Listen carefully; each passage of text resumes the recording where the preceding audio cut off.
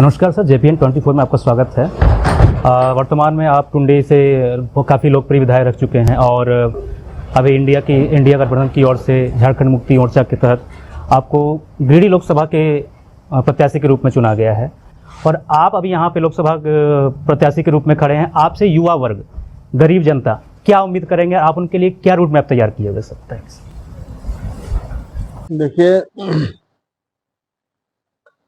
हम जिस दल से झारखंड मुक्ति मोर्चा से आते हैं जी उस में हम लोग शुरू से जो है जी झारखंड अलग राज्य के आंदोलन से लेकर जी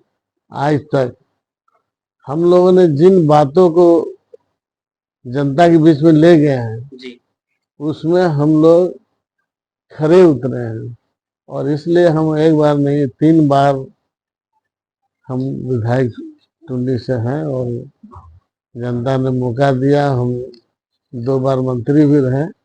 और इस बार पार्टी ने हम पर भरोसा किया है और लोकसभा में उतारा है। तो लोकसभा के उम्मीदवार हैं हम, तो गिरिडीह की जनता को हम विश्वास दिलाना चाहेंगे कि जिस रूप से हमने टुंडी में अपने काम के बदौलत आज हम 3 बार विधायक हैं, तो उस काम को हम विस्तार करेंगे पूरे लोकसभा में, जैसे शिक्षा, बेरोजगारी, पलायन, ये सब पर हम बहुत सारा काम किए हैं, आगे भी करेंगे। महिला सशक्तिकरण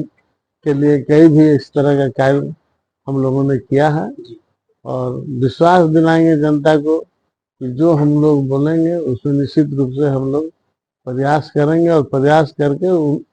जो भी केंद्र सरकार का योजना होगा, राज्य सरकार का, उसको एक एक जन तक पहुंचाएंगे। जैसे कि विभिन्न पार्टियां चुनाव के दौरान आते हैं और ढेर सारे वादे करते हैं। उसमें से क्या है कि युवा वर्ग और गरीब पिछड़े जो हो जाते हैं वो अपने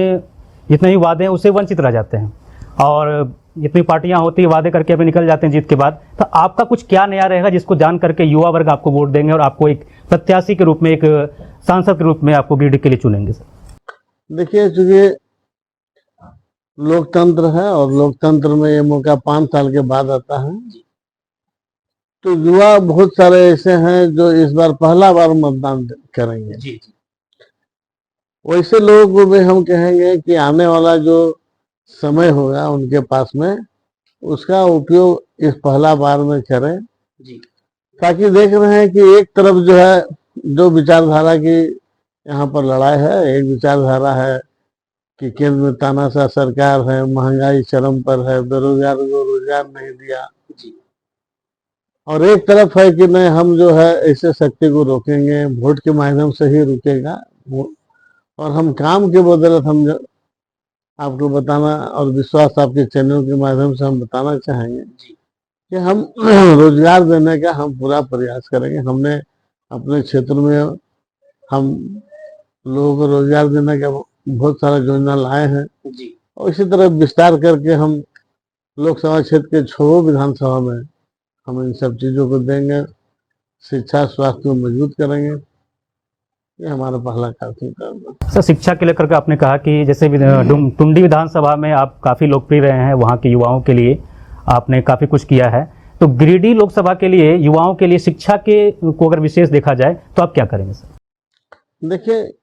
जो संसाधन यहाँ पर नहीं है